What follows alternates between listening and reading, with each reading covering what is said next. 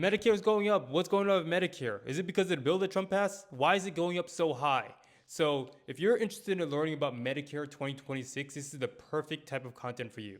Many people are confused about all the things that's going on with annual enrollment period and the different types of laws that have been passed on Medicare, and they just want a place of guidance. So if you're someone that's new to Medicare, or you know someone that's new to Medicare, or you're just trying to learn more about how Medicare works in general, this is going to be the perfect video for you because I'm going to be going over a deep breakdown on how different types of legislation and laws affect Medicare and how Medicare is going to affect the everyday senior going into 2026. For those of you that are new to my page, my name is Pascal. I've been in the health, life, and retirement space for over 8 years now, and I've been helping over 100 clients structure their financial plans from their life insurance to health insurance and retirement plans. So if you're interested in that type of content, make sure you follow, like, and subscribe. To this day, I actually still meet people in person and I help them personally with their Medicare insurance and different types of insurances. And a lot of common sentiment or common questions I'm getting is, how are these cuts to Medicaid, Medicare, and all these things, how are these going to affect me turning 65 if I'm on Medicare? What's going to happen? So actually, it's going to affect more people under 65 rather than people over 65.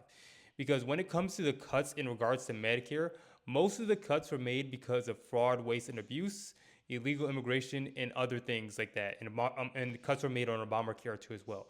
It wasn't really focused more on like seniors that are aging into Medicare. So you're not going to see too much of an effect in terms of the big beautiful bill and legislation passed with that, with changes in regards to your Medicare. I heard some people that I've met say, I thought Medicare is getting cut or something like that, or I'm going to have significantly less health benefits, but that couldn't be further from the truth. Actually, a matter of fact, there's a lot of health plans that have increased their benefits for next year, but there are some key caveats that you need to know if you're trying to prepare yourself properly for Medicare. And the main thing is Medicare premiums have went up drastically, right? So the Medicare premium is more associated with going up because of inflation rather than any sort of legislation passed. So the previous premium for this year, or the current premium as of right now, is $185. But for next year, 2026, it's actually going to be $206 per month, $206.50 per month. If you're new to Medicare and you're just trying to learn a complete breakdown on Medicare and how it works, I have a separate video which I'll put on the top right here in order for you to look into more how the basic benefits of Medicare work. But I'm not going to go too much in detail on basic Medicare. Really, what I want to focus on is how Medicare is changing going into next year and the things that people have to be concerned about if they're already on Medicare or things they have to be prepared for. One of the main things you actually have to think about right now is currently people are getting annual notice of changes, right? So if they want to make changes to their plan, they can update it, right? So there are certain plans in different types of zip codes that have been completely eliminated, meaning they don't even exist anymore. So people that lost their coverage are going to have to find new plans to get on. And some other plans might have decreased their benefits because they no longer want to offer certain benefits. So it's really important every year that you make sure that your benefits are up to date, because not all plans are going to maximize benefits, increase benefits for the next year. Plans can change for the worse, right? And especially when it comes to Medicare Advantage plans, these plans are not guaranteed renewable. Basically meaning every single year, the insurance company can make drastic changes for the better or for worse. So you need to make sure and keep posted on the appropriate benefits and make sure your prescriptions are covered, your doctors are covered, and your medical and hospital needs are completely taken care of. The lowest cost option that you can go with is going to be some HMO PPO route when you're getting a Medicare Advantage or Part C plan. And some of these plans actually give extremely high givebacks, right? And I'll explain what I mean by that. So Medicare has a certain premium that's set. So for people that make under $106,000 for the year, they have to pay that 26 premium, that 206 premium. But if you get a give back plan, some of these plans can refund you depending on your zip code, $100, $150 to $180 a month. Even I've seen some plans refund that much money back into your Social Security check. And if you're not getting Social Security, they pay down your Part B premium, so you're not paying an arm and a leg in health insurance. So now there's two caveats to it that I really want to mention that people might ignore. Is when you get these give back plans, there's two things that are going to change drastically. Your max out of pocket is going to be higher, and your hospital insurance is also going to be higher, right? So with the max out of pocket, basically what this is the most you're going to be paying for medical and hospital insurance in an in-network basis. So say, for example, you wanted the give back, right? The give back plan might have a max out of pocket around $7,000 to $8,000 in terms of the max out of pocket. versus a plan that does not give a give back, they might have a max out of pocket of say somewhere around $3,000 to $4,000.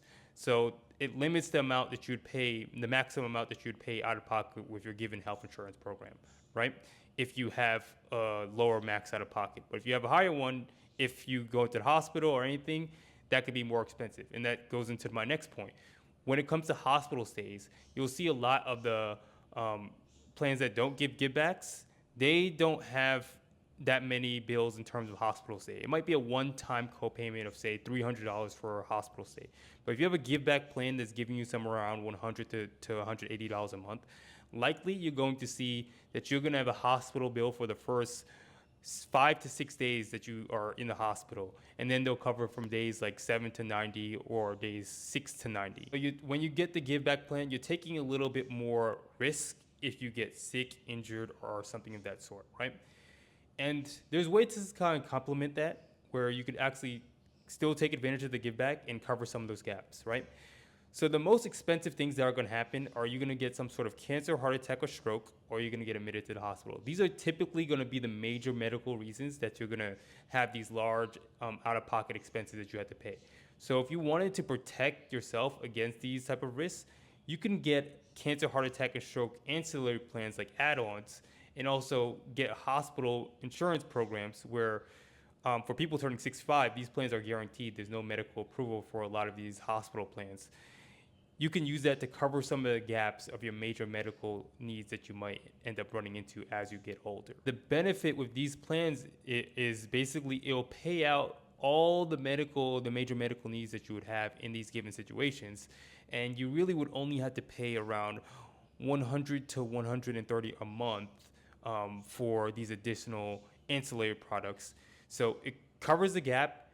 And if you have a give back plan, it could essentially pay for a lot of that cost that you otherwise wouldn't have. Because if your premium is going to be $200 a month and you're getting a $206 a month and you're getting a $185 give back, right? And you put these add-ons, which add on to around $100 to $120 a month, you're still saving about $60 a month in terms of Medicare premium. So you could cover these gaps at a reasonable cost without paying too much into Medicare. Or if you're okay with taking the risk, you could be like, okay, if I get cancer, heart attack, or stroke, I'm fine with the $7,500 out of pocket or the $8,000 out of pocket that I would have to pay if I get in some sort of condition, right?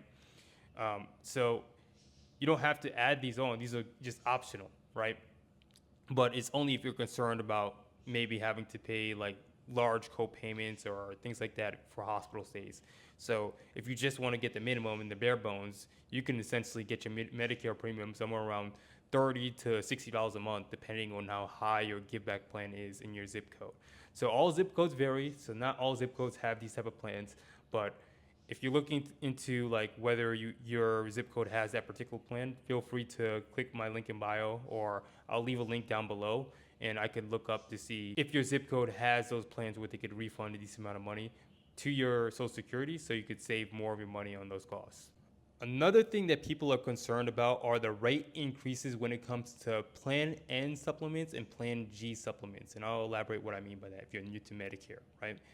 So every single year, there are rate increases on given plans when it comes to Medicare supplements. And basically when it comes to supplements, it's similar to like the ultimate type of PPO plan you could have, right?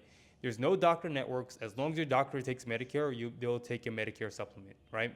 And generally, they cover 100% of medical bills when it comes. There's a small deductible attached to it, but for the most part, they cover everything. Now, if you have a Plan G or Plan N, you want to make sure you're not overpaying for it because all the benefits have to be the same. They're Medicare standardized plans, and they have to offer a certain type of coverage. Basically, if any company is offering a Medicare supplement, they have to follow the guidelines, right? So you really want to make sure that there's no drastic increases in your Medicare supplement premium.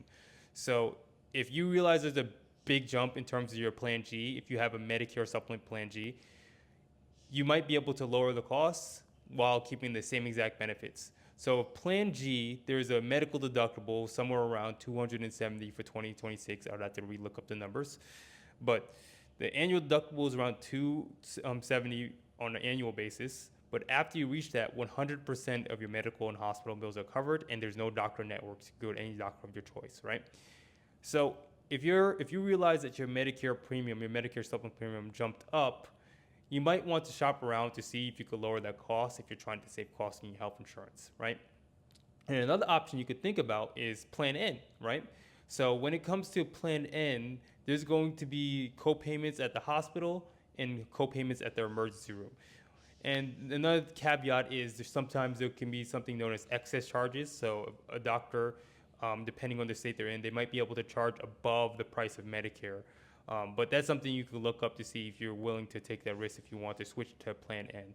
But Plan N, there's some very small co-payments at the doctor in the emergency room. So if you're just looking to not have that doctor network restriction and just have a little bit more flexibility when it comes to your healthcare, but at a lower cost, Plan N could be an option.